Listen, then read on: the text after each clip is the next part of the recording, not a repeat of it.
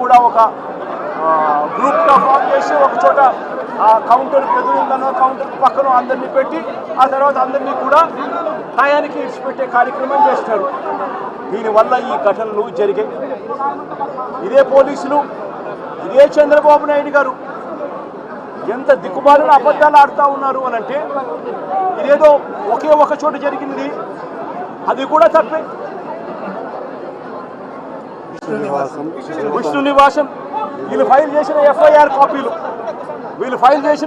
కాపీలో విష్ణు నివాసం దగ్గర ఒకరు చనిపోయిన ఎఫ్ఐఆర్ రిజిస్టర్ అయింది.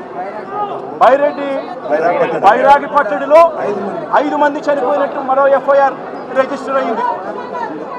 ఇక్కడ పోయి చూస్తే వచ్చిన వాళ్ళు రకరకాల అన్ని ప్రాంతాల నుంచి, రకరకాల కౌంటర్లు ఎక్కడెక్కడ ఉన్న అన్ని కౌంటర్ల నుంచి వచ్చిన మనుషులు, తొక్కిసలాటలో ఉన్న మనుషులు ఇక్కడ కనిపిస్తారు. కారణం ఏమిటి? టీటీడీ అనే ఒక వ్యవస్థ ఇంత ఇంపార్టెంట్ రోజున, వైకుంఠ ఏకాదశి రోజున ఇన్ని లక్షల మంది వస్తారు అన్న సంగతి తెలిసి ఇంత దారుణమైన అరేంజ్మెంట్లు చేయడం జరిగింది. దీంట్లో బాధ్యులు ఒక టీటీడీ ఒకటే కాదు, TTD, entire SP, police department, collector, entire revenue department, వీళ్ళందరూ కూడా దీంట్లో భాగస్వామ్యం, ఇంక్లూడింగ్ చంద్రబాబు నాయుడు గారు.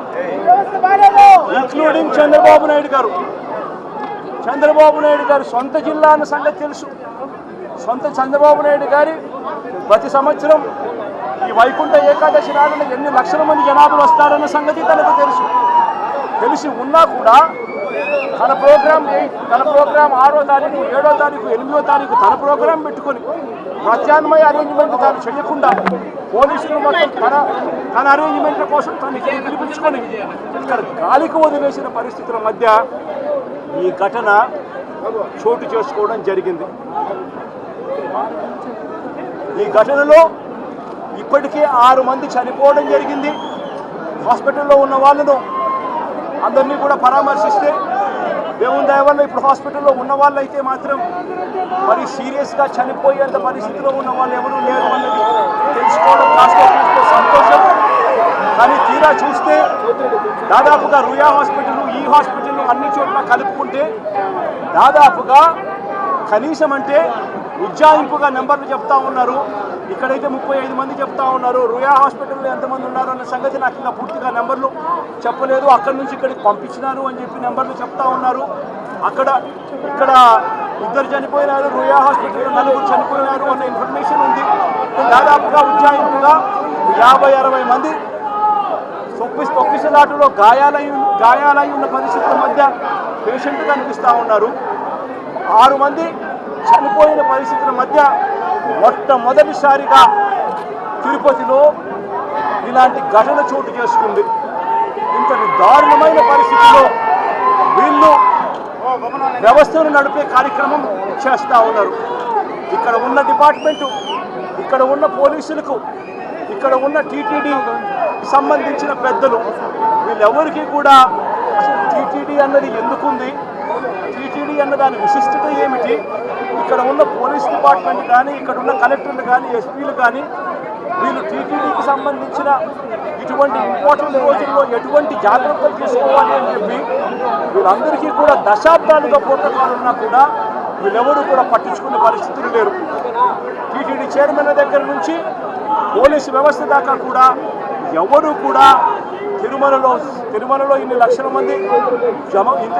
మంది వస్తూ ఉన్న నేపథ్యంలో వాళ్ళకి ఏ రకమైన సెక్యూరిటీ కల్పించాలి, వారికి ఏ రకమైన వసతులు కల్పించాలి అన్న ఆలోచన ఎవ్వరికీ లేదు.